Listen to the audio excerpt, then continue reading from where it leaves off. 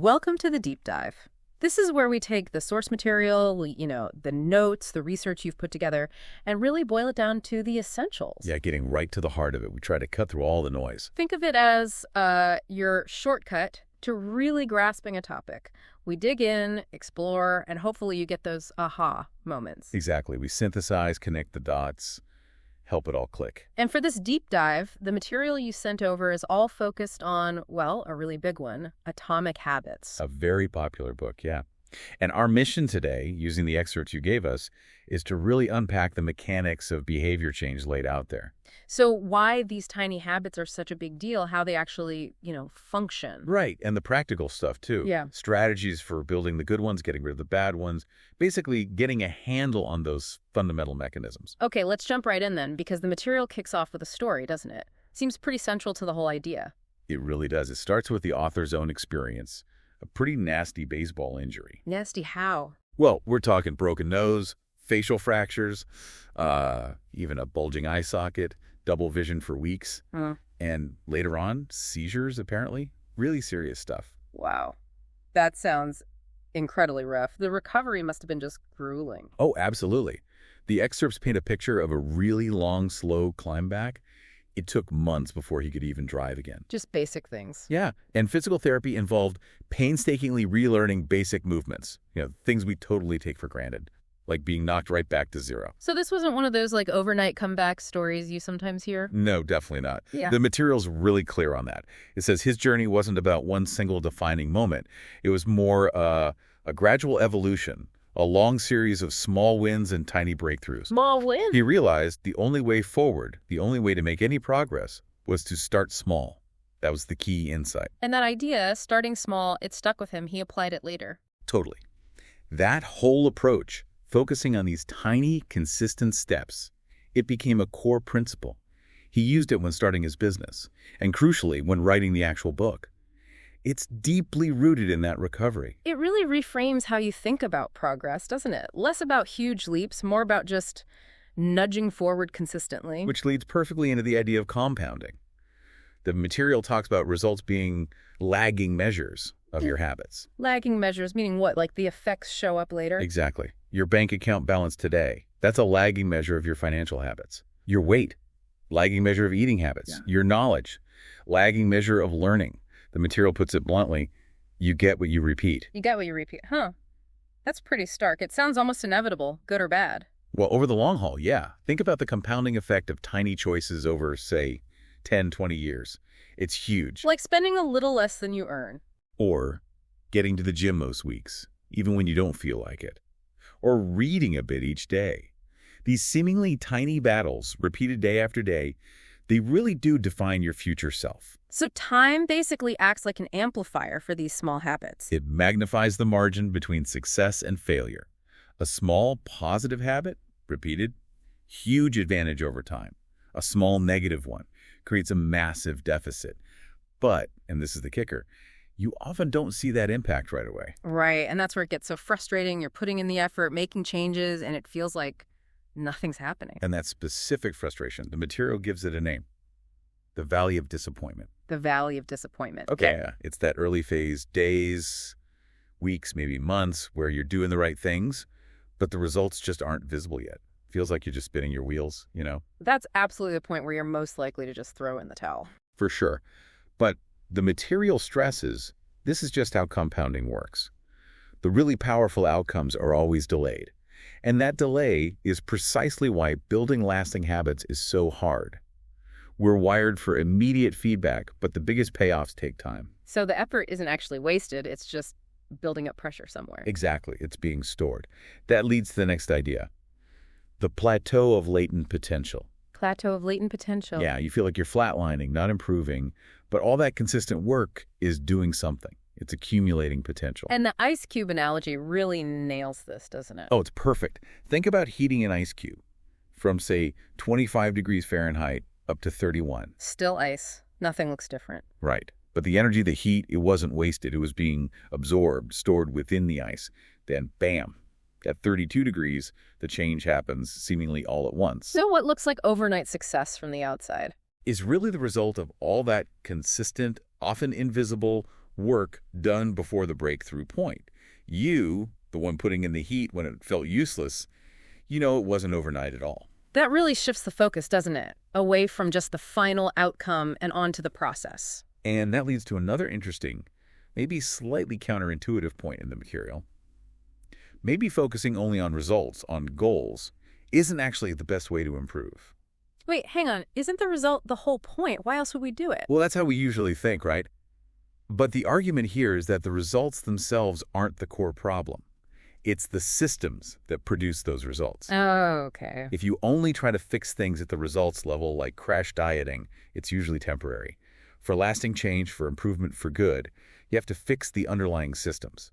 As the material puts it, fix the inputs and the outputs will fix themselves. Right. So instead of just, I want to lose weight, it's more like, I need a system for healthy eating and regular exercise that leads to weight loss. Exactly. And the material flags a couple of problems with being solely goal-focused. One is he can kind of defer your happiness. How so? You fall into that, once I reach my goal, then I'll be happy trap. You're always putting happiness off until some future milestone is hit. Oh, yeah, I definitely recognize that pattern. Always waiting for the next thing. It's super common. Another issue is that goals can create this sort of either-or dynamic. Either you achieve it, you're a success, or you miss it, and you're a failure. Right. Very black and white. Yeah, it doesn't really value the process, the learning, or, the person you become while striving for it. So if it's not purely about the goal, what's the alternative focus? Where should we be looking? This is where the material really leans into the power of identity. The idea is that your behaviors, what you do consistently, tend to reflect your underlying identity. Meaning the kind of person you believe you are. Pretty much, yeah. Whether you're fully conscious of it or not, what you do repeatedly signals the type of person you see yourself as. Can you give an example of that? Sure. The material uses the difference between voting and being a voter. People who identify as voters are apparently much more likely to actually show up and vote consistently than people who just see it as an action they should do. Ah, okay. When a behavior aligns with your sense of self, it feels easier, No, almost natural. You're not fighting yourself, you're just acting like the person you believe you are. it's just what you do. And it becomes this powerful feedback loop. Your habits shape your identity. Every time you, say, go for a run, you reinforce the identity of I am a runner. Right. And then that stronger identity makes it easier to do the habit again. Runners run, so of course I'm going for a run. It's Yeah. a two-way street, as the material says. So the focus shifts from like, I want to finish this marathon, the outcome, to I want to become the kind of person who runs consistently. That Exactly. That's the clear message here. The ultimate aim should be becoming that type of person, not just getting a particular outcome. Identity change is framed as the true North Star of habit change. That feels deeper, more sustainable maybe. But okay, how does that actually work? Like the nuts and bolts, how do habits form in the first place? Right. The material breaks down the science behind it into a really clear four-step model. Think of it as the engine running behind every habit. Okay, the engine, what are the parts?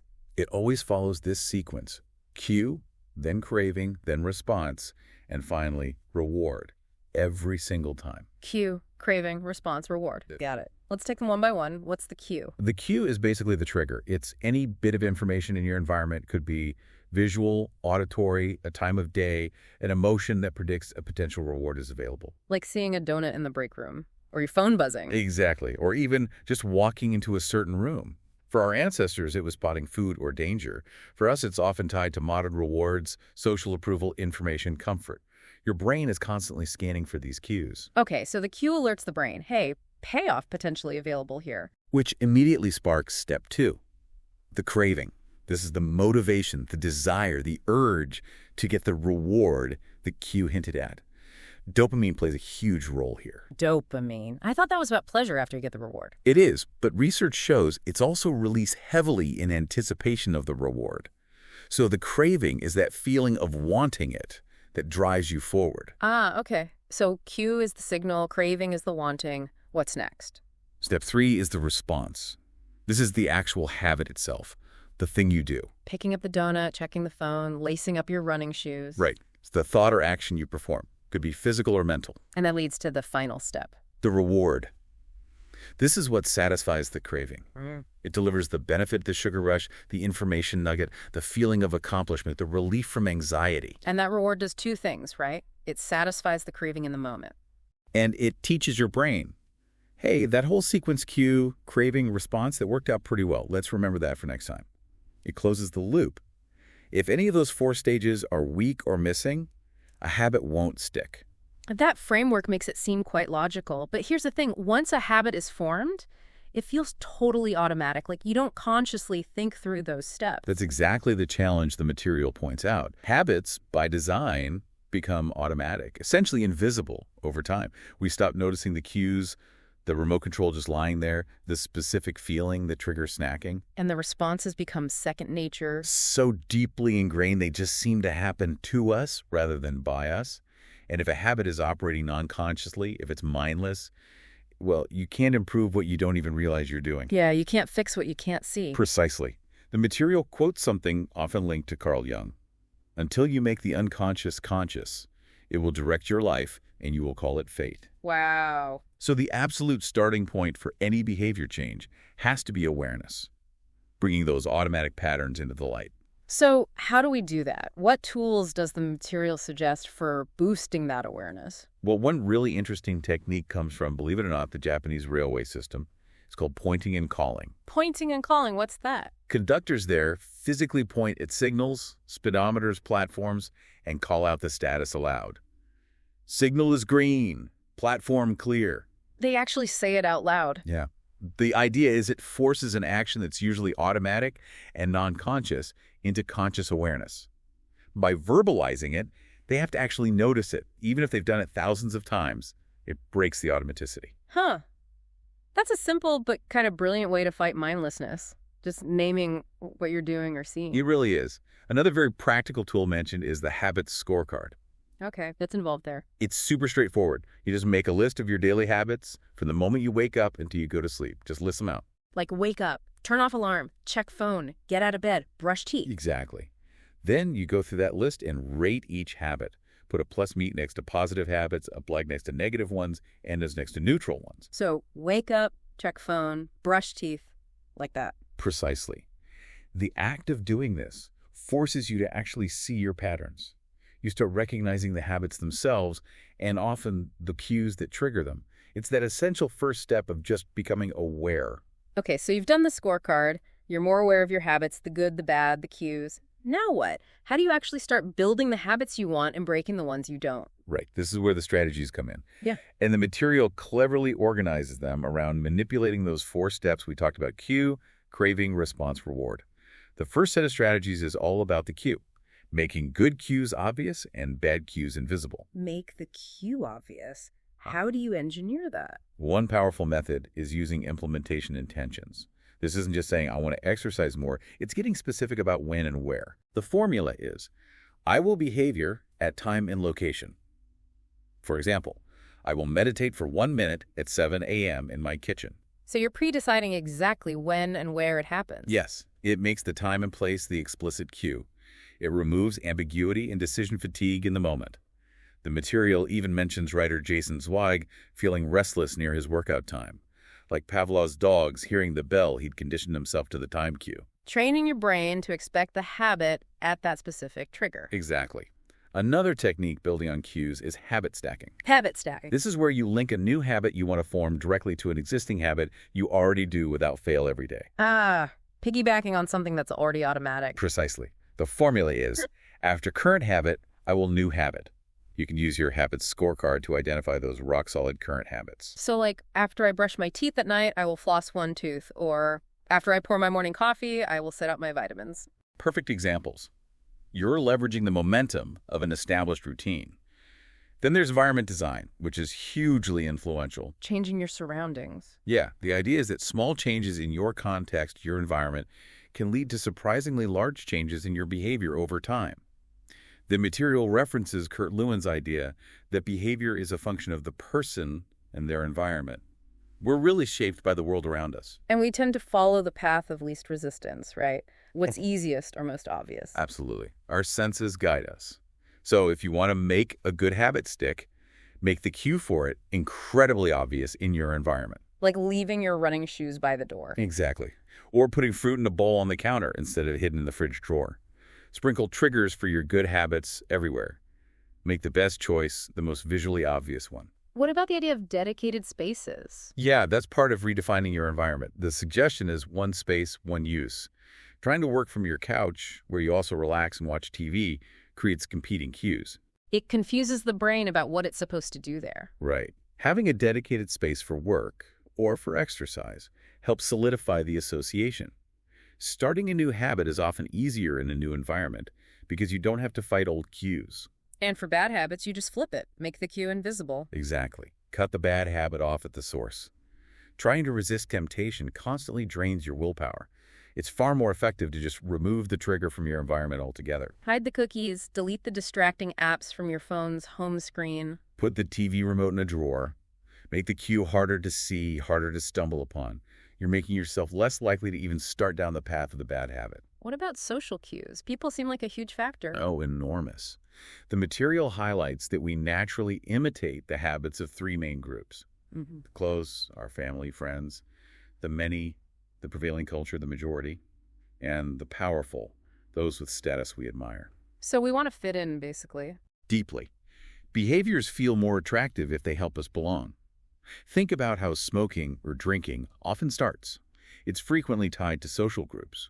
Conversely, the Polgar sisters becoming chess champions was partly because their family created this intense chess culture where it was the norm, praised, rewarded. So surrounding yourself with people whose habits you want to adopt can be really powerful. Definitely. The material even touches on supernormal stimuli. These are like exaggerated versions of natural cues that trigger an even stronger response than the real thing. Like what? Think of those classic experiments where baby gulls pecked more furiously at a fate stick with 3 red stripes than at their actual parent's beak with just 1 red spot. The exaggerated cue was more compelling. And how does that play out today? Well, modern industries are masters at this. The food industry creates products with hyperpalatable combinations of salt, sugar, fat, texture things more intensely rewarding than natural foods. Ah, like dynamic contrast in chips. Exactly. And technology uses it too, variable rewards in social media feeds, the exaggerated sense of social connection or urgency from notifications. They hijack our natural wiring. Okay, so step 1 is making good cues obvious, bad ones invisible. What's next? Making the response easy. Exactly. Or making the response difficult for bad habits. This leverages a core aspect of human nature, the law of least effort. Or fundamentally lazy. Or efficient, depending on how you look at it. We naturally gravitate towards the option that requires the least amount of work or energy. So smart habit design involves reducing the friction for good habits. Making it easier to do the right thing. Yes. Think about lean manufacturing in Japan, constantly removing wasted steps and effort. Modern tech companies are brilliant at this. One-click ordering, auto-filling forms, simplifying interfaces. They remove steps to make it effortless. Right. So for your own habits, look for ways to automate, eliminate, or simplify steps. Even small things like prepping your coffee maker the night before reduce friction for the morning routine. Preparing the environment in advance. Yeah, the material calls this priming the environment. It's about setting things up to make future actions easier. The example given is Oswald Knuckles' resetting the room strategy, putting things back immediately after use. So the goal isn't just tidiness, it's making the next action frictionless. Precisely. Yeah. Like laying out your workout clothes the night before. You remove a decision point and a barrier when you're likely low on willpower. And those little moments, those decisions, they matter a lot. Hugely. The material calls them decisive moments. These are the small choices, the forks in the road throughout the day. Take the stairs or the elevator, pack a lunch or buy takeout, start homework or watch TV. Exactly. They seem small, but they set the trajectory for the next block of time. And they often constrain your future choices once you decide to drive instead of bike. You're committed for that trip. Mastering these tiny pivotal choices is crucial. But sometimes, even with priming, just starting the habit feels overwhelming, like the idea of a 30-minute workout. Yes. That's where the elegance of the 2-minute rule comes in. It's incredibly simple but effective. The 2-minute rule. The core idea is, when you start a new habit, make it take less than 2 minutes to do. Scale it down to its absolute simplest starting point. So instead of read a chapter, it's read 1 page. Or instead of do yoga for 30 minutes, it's take out my yoga mat.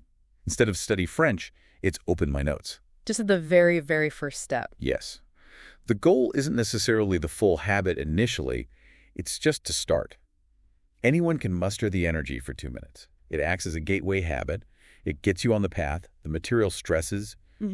Doing less than you hoped is infinitely better than doing nothing at all. Because just showing up is half the battle. It really is.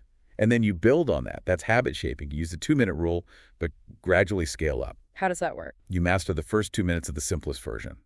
Once that feels easy, automatic, you move to the next slightly more involved step. But again, focus on mastering the first 2 minutes of that stage. Standardize the entry point before you optimize for duration or intensity. Got it. Build the starting ritual first. And for bad habits, you do the opposite. Make the response difficult. Increase the friction. Make it really inconvenient. The classic example mentioned is the invention of the cash register by James Ritty. To stop employees from stealing. Exactly. It added steps, created a record, made stuff much harder and more effortful. You want to add steps, delays, or obstacles to your undesirable habits. Unplug the TV and put the remote in another room.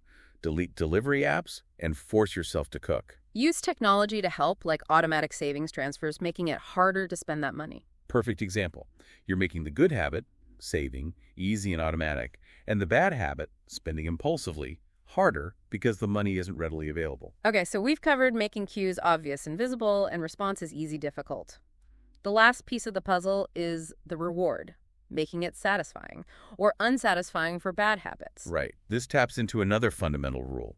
Behaviors that are immediately satisfying are much more likely to be repeated. But isn't that the core problem? Good habits often have delayed rewards, while bad habits give instant gratification. That's the crux of it, yeah. We live in what the material calls a delayed return environment. You work today, get paid weeks later. You exercise now, see results maybe months later. But our brains evolved for An immediate return environment. See berry, eat berry, feel good now. This present bias means that in those decisive moments, the immediate pleasure of the bad habit, eating the cookie, scrolling social media, often wins out over the distant benefit of the good habit. The consequences of bad habits are delayed, but their rewards are immediate. So how do you work around that mismatch?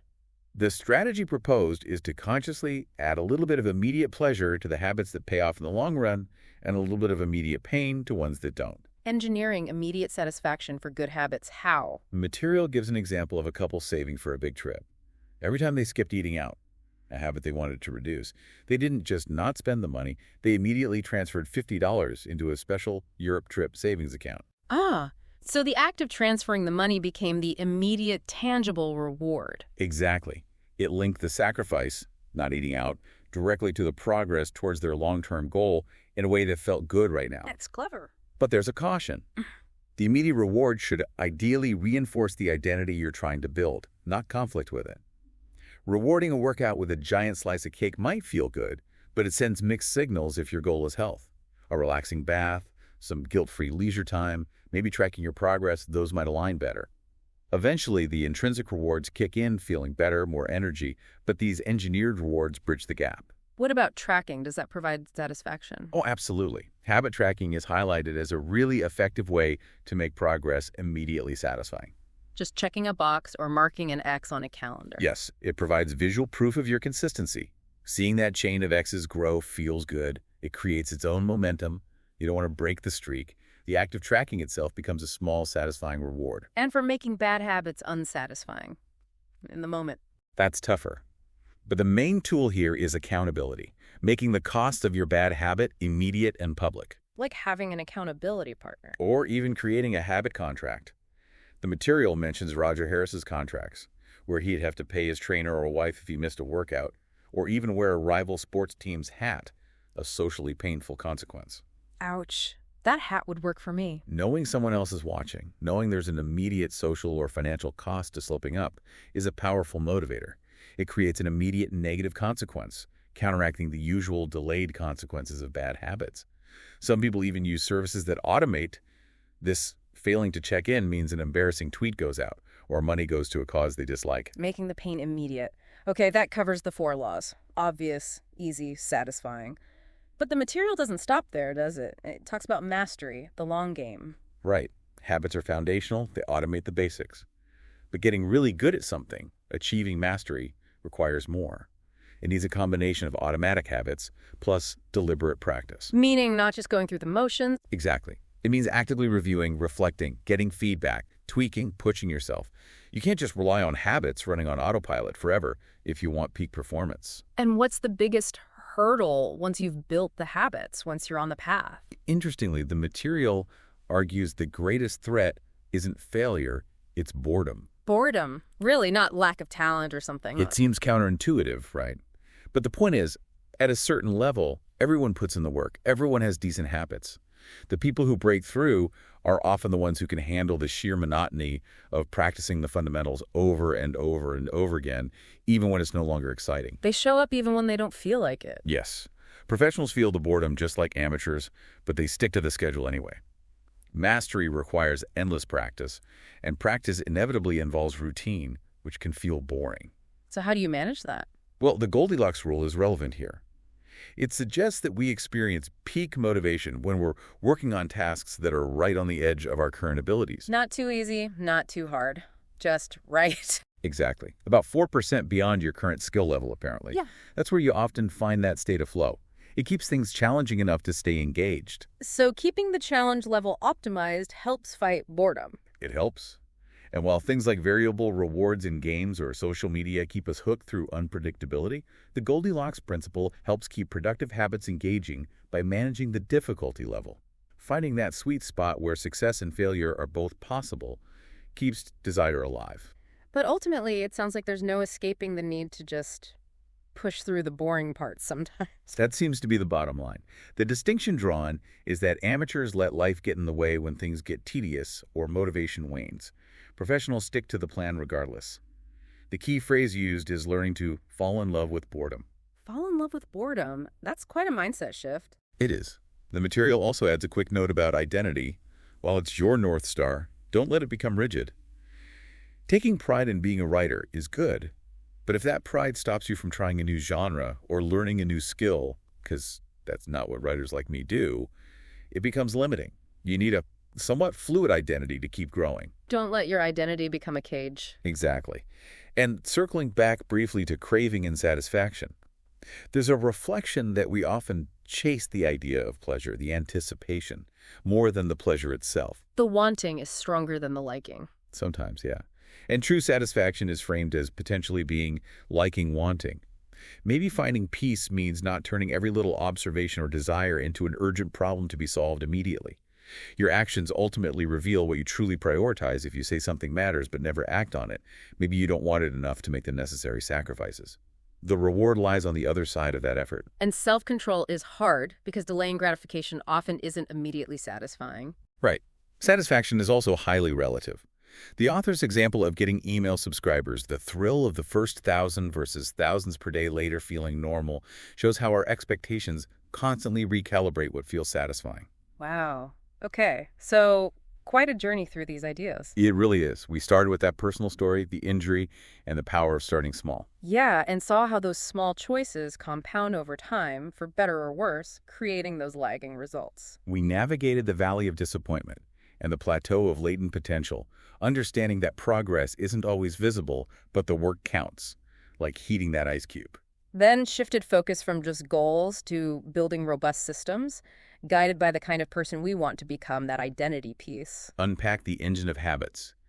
Cue, craving, response, reward. That simple but powerful loop. Realize that awareness is paramount, using tools like pointing and calling or the habit scorecard to see our automatic patterns.